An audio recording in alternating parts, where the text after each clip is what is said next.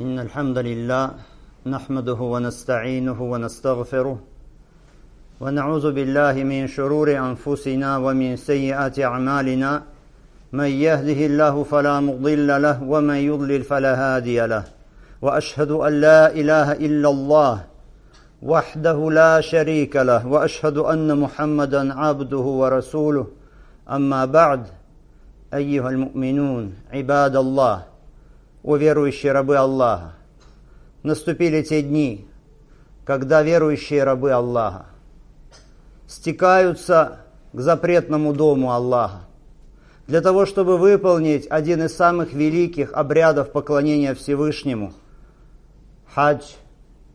Хадж, который является одним из обязательных установлений ислама. Хадж, который является одним из столпов этой религии, как об этом сказано в достоверном хадисе пророка, алейхиссалату вассалам, «Буни аль-ислама аля хамс» – ислам построен на пяти столпах. «Шахадати алля иляха илляллах, ва анна Мухаммадан Расулуллах» – свидетельствование, что нет Бога, достойного поклонения, кроме Аллаха, и что Мухаммад – посланник Аллаха, «Ва икамис салах, ва итаиз зака, ва хаджил бейт, ва сауми Рамадан», и выстаивании намаза, и выплате заката, и паломничестве, хадж, к дому Аллаха, и посте в месяц Рамадан.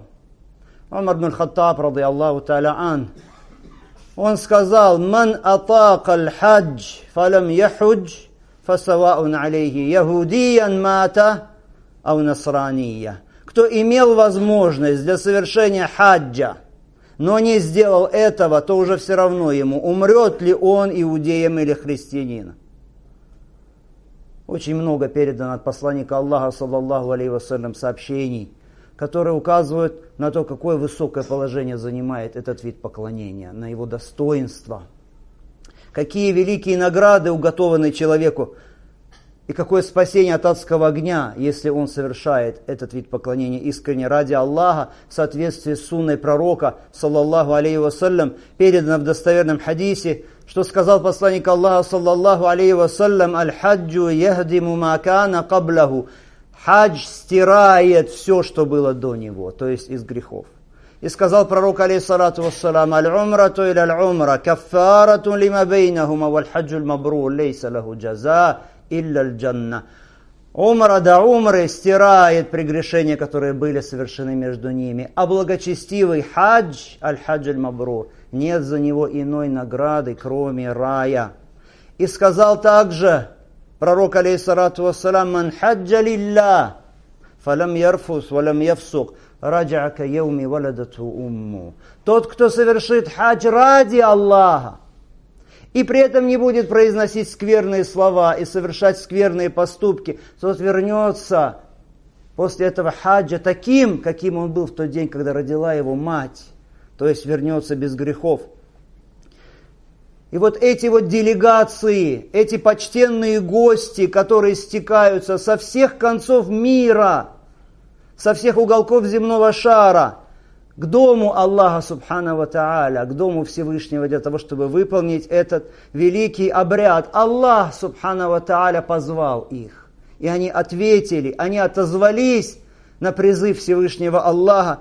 И говорит пророк, алейхиссалату вассалам: «Аль-хаджу валь-му'тамир вафдуллах, да'ахум фа'аджабу, васа'алуху фа'атахум».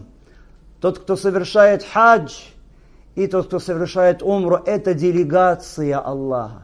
Это делегация к Аллаху. Он позвал их, и они ответили ему. Они попросили его, и он дал им. И действительно, это делегация Аллаха, вафдуллах, потому что они прибыли туда только ради того, чтобы получить довольство Аллаха субхану ва та'аля. Для того, чтобы осуществить поклонение Ему, несмотря на сложности, на тяготы, на утомление. Им пришлось собирать деньги, им пришлось готовиться к пути, им пришлось покинуть свою родину, им пришлось расстаться с детьми, с родными, оставить свои дела. Все это ради Аллаха субхану ва та'аля. Поэтому мы должны уважать эту делегацию Аллаха, способствовать и помогать им, Поэтому и говорят ученые, ссылаясь на эти доводы, что нельзя эксплуатировать или наживаться, или взвинчивать цены в отношении паломников. Это делегация Аллаха Субхану ва Тааля. Мы просим Аллаха Субхану ва Тааля, чтобы Он облегчил паломникам их хадж, чтобы Аллах Субхану ва Тааля помог им выполнить это богоугодное деяние наилучшим образом, чтобы принял от них это усилие, чтобы они вернулись к себе домой живыми, здоровыми, с грехами прощенными, как в тот день, когда родила их мать, с принятым от них хаджем, с благочестивым хаджем. О, рабы Аллаха, да будет вам известно, что это великое поклонение Аллаху несет великие, многочисленные, благие плоды. Паломник, он собирает эти плоды. Аллах Субхану ва Тааля говорит в Коране: «Вааззин финнаси биль хадж». Объяви среди людей о хаджи. А потом в следующем аяте говорит Аллах Субхану ва Тааля: «Лияшхаду манафи'а лахум», чтобы они стали свидетелями того, что приносит им пользу. Посмотрите, Всевышний Аллах зовет людей совершить хадж и говорит, что когда они будут совершать хадж, то они получат пользу. И действительно, паломник, когда начинает свой хадж от начала и по всем ступеням и этапам хаджа и до конца, он все время берет для себя какие-то очень полезные уроки, получает огромную пользу, польза, которой не счесть на самом деле.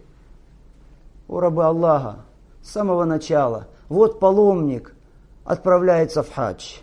Вот человек оставляет своих любимых, свою семью, свой привычный образ жизни, удовольствие, спокойствие, и уезжает далеко-далеко от своего дома, покидает свой род, свою семью. Он сейчас мухаджир.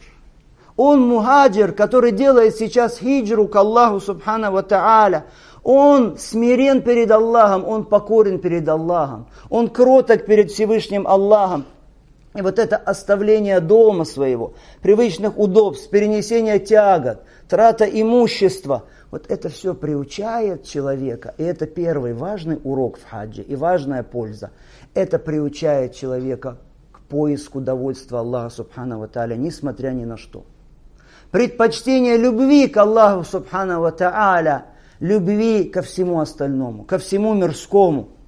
Человек приучается к готовности усердствовать ради Аллаха Субхану ва Тааля, жертвуя своей жизнью, жертвуя своим имуществом, жертвуя своим покоем. И это первый урок в хаджи. Когда ты выходишь из дома и отправляешься в хадж, урок покорности и урок единобожия, урок таухида. Вот прибывают паломники в микат. Микат — это то место, где они облачаются, входят в намерение ихрама. Здесь, в микате, одевают паломники на себя, снимают свою привычную одежду и надевают на себя 2 куска ткани, 2 куска белой чистой ткани, оголяя свою голову. И оказываясь вот в таком положении смиренного, кроткого раба, покорного раба. И здесь уже одинаковые. Богатые и бедные, старые и молодые. Все люди становятся здесь одинаковыми. Правители и подчиненные. Почему? Все в одной одежде. Все в 2 кусках ткани, которые напоминают нам о кафане, о саване, в который будем облачены мы с вами, когда умрем. Это напоминание о смерти для всех. Все люди в одной одежде. Все люди в этих 2 кусках ткани. Когда уже нет разницы между богатым и бедным, у всех одна цель. И у всех одно деяние. И все стремятся к дому Аллаха Субхану ва Тааля. Это напоминает о смерти, во-первых. А во-вторых, это приучает к смирению. Это приучает к скромности. Это освобождает тебя от спеси, от высокомерия, от ощущения того, что ты великий. Ты понимаешь, надевая эти 2 куска ткани на себя и снимая все с себя остальное, ты понимаешь, что ты всего лишь раб. Ты раб, всецело нуждающийся в своем Творце. Ты слабое существо, которое целиком зависит от своего Создателя. И здесь люди, после того, как они вошли в храм, они объявляют о таухиде. Они произносят слова таухида, говоря: «Лаббейк Аллахумма лаббейк». «Лаббейк Аллахумма лаббейк». Вот я перед тобою, Аллах, я отзываюсь на твой призыв, о Аллах, я отзываюсь на твой призыв. Лаббейка ла шарика лака лаббейк. Я отзываюсь на твой призыв, нет у тебя сотоварища. Я отзываюсь на твой призыв. Инналь хамда ва ни'мата лака валь мульк ла шарика лак. Поистине вся хвала и все милости принадлежат тебе, и вся власть принадлежит тебе, нет у тебя сотоварища. Паломники начинают произносить эти слова громкими голосами. И эти слова называются тельбия. Почему тельбия? Тельбия значит отзыв. Они отозвались на призыв Аллаха Субхану ва Тааля. Он сказал: «Вааззин финнаси биль-хадж», и объяви среди людей о хаджи. «Яатука риджалан ва аля кулли дамир ятина мин кулли фаджин амир». Объяви, воззови среди людей о хаджи, и они придут пешком, и придут на всяких поджарых верховых животных, прибудут из всяких далеких дорог, со всяких далеких ущелий, отовсюду. Вот это призыв, и человек отзывается на этот призыв Аллах Субхану ва Тааля и говорит: «Лаббейк Аллахума лаббейк». Вот я отозвался, о Аллах, на твой призыв. Вот я отозвался на твой призыв, и нет у тебя сотоварища. Вот эти слова тельби, это слова имана, слова веры и слова покорности Аллаху Субхану ва Тааля. Эти слова – девиз паломника от начала, с самого начала, и потом по всем этапам его хаджа он произносит эти слова «Лаббейк, Аллахума лаббейк». Эти слова означают, что ты входишь в покорность Аллаху. Вот ты призвал, о Аллах, и я отозвался. Но, рабы Аллаха, этот ответ твой, лаббейк Аллахума лаббейк, я отозвался, о Аллах, я отозвался. Этот ответ должен быть не только в хаджи. И хадж, он нас приучает, чтобы тельбия, то есть отзыв у тебя, был на протяжении всей твоей жизни. Вся твоя жизнь должна стать отзывом на призыв Аллаха. Аллах тебя призвал к намазу, скажи лаббейк Аллахума лаббейк. Аллах призвал тебя к закату, скажи лаббейк Аллахума лаббейк. Призвал тебя к посту, лаббейк Аллахума лаббейк. Ко всем приказам Аллаха ты должен относиться так. Призвал тебя обрести внешний облик, соответствующий мусульманину или мусульманке, скажи лаббейк Аллахума лаббейк. Аллах запретил тебе грехи, скажи лаббейк Аллахума лаббейк. Вот это важный урок хаджа, что ты свою жизнь после этого превращаешь в тельбию. В тельбию, то есть отзыв на призыв Всевышнего Аллаха.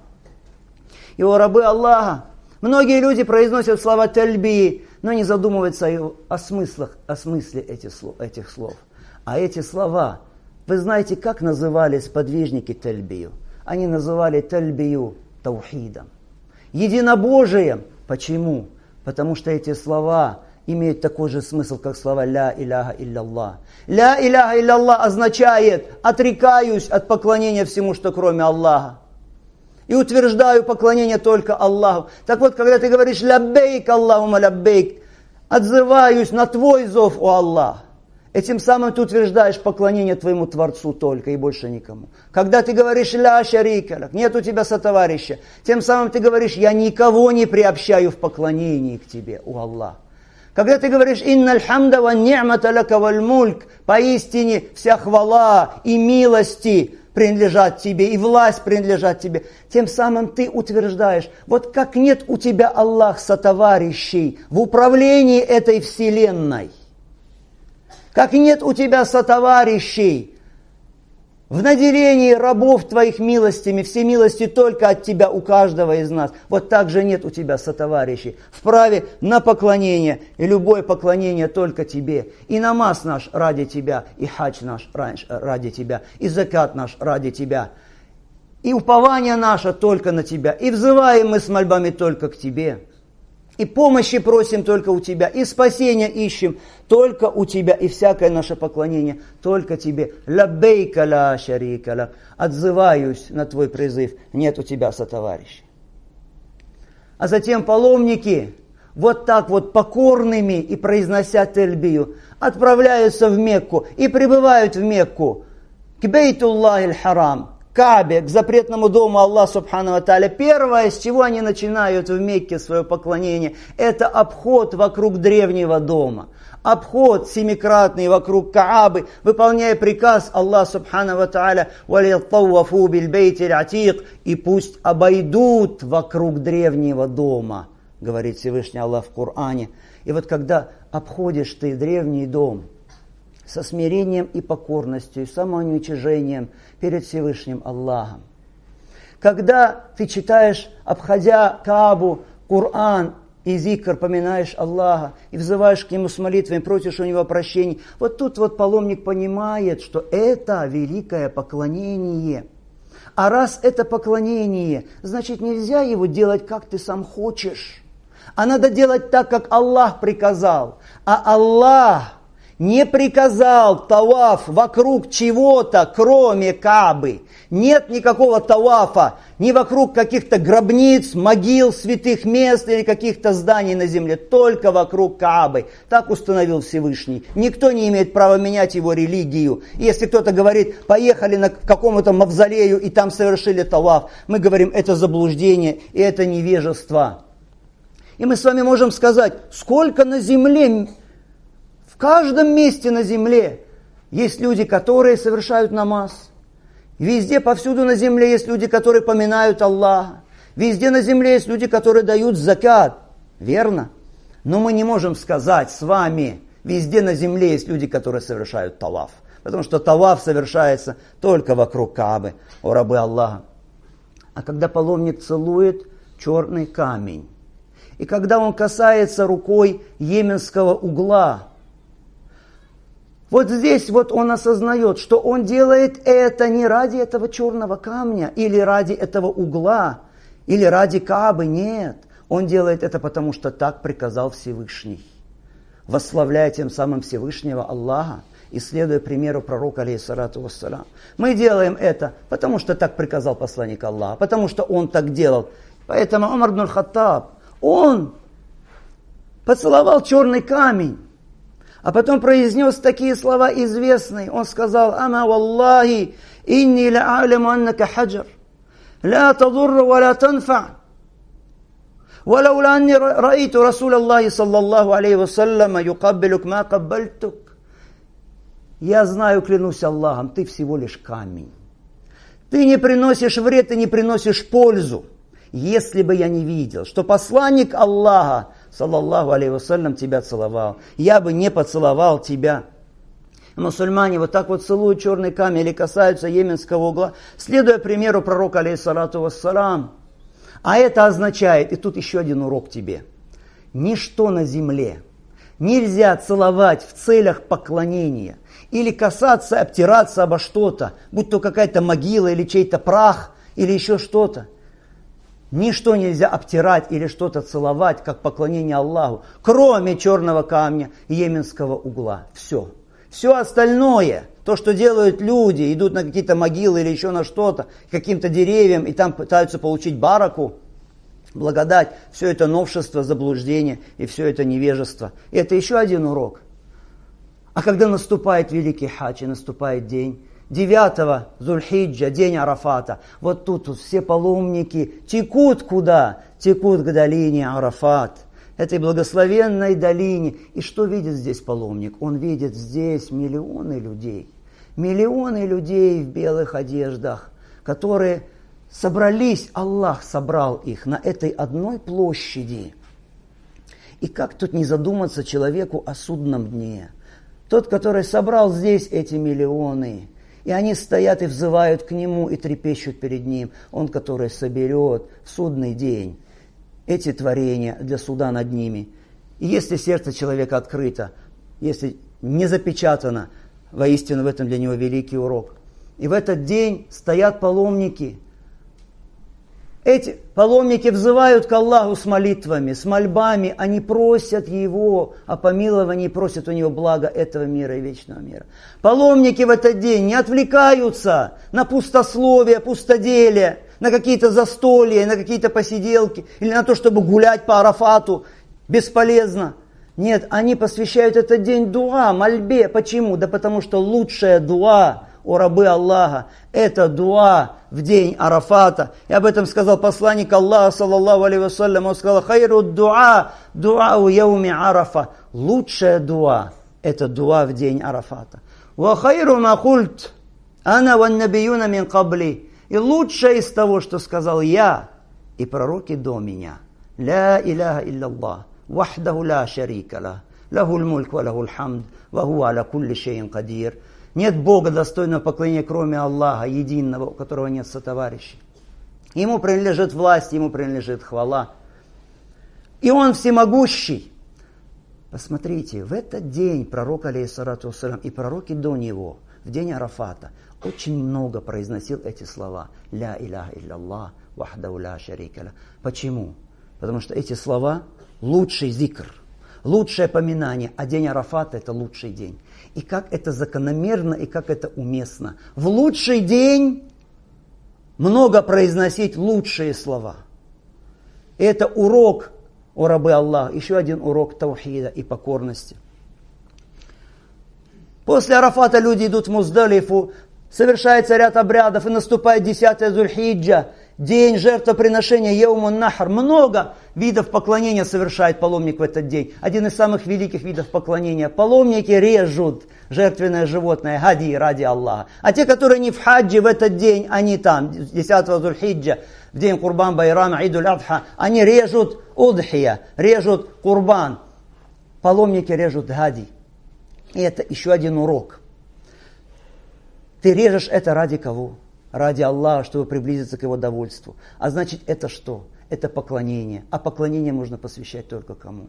Только Аллаху субхану ва тааля. «Куль инна салати ва нусуки, ва махьяя ва мамати лилляхи раббил алямин ла шарика ла». Скажи поистине, намаз мой, и жертвоприношение мое, и жизнь моя, и смерть моя принадлежат Аллаху, и нет у Него сотоварищей.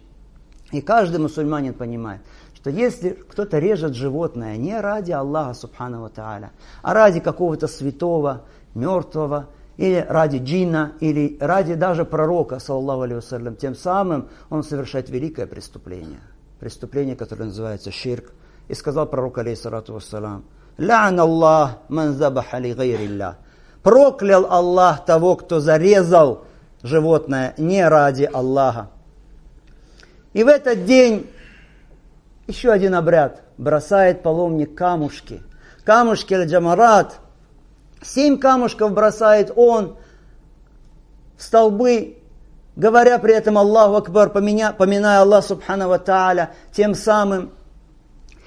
Много уроков из этого можно извлечь. Но один важный урок из бросания камушков.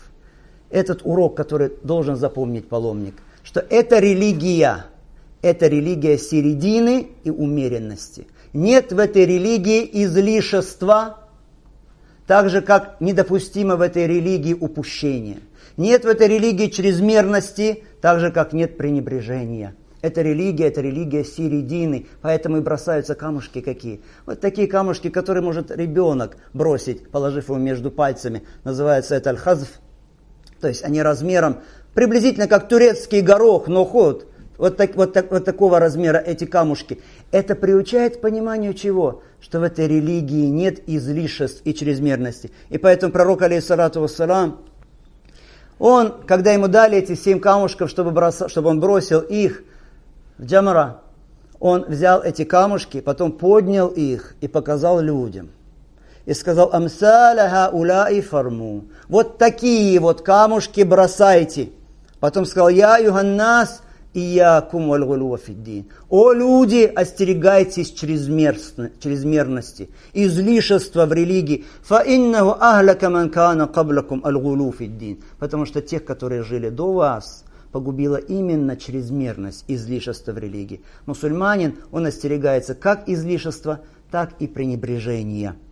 Он держится за путь пророка, алейхиссалату вассалам, а это путь умеренности, это путь середины.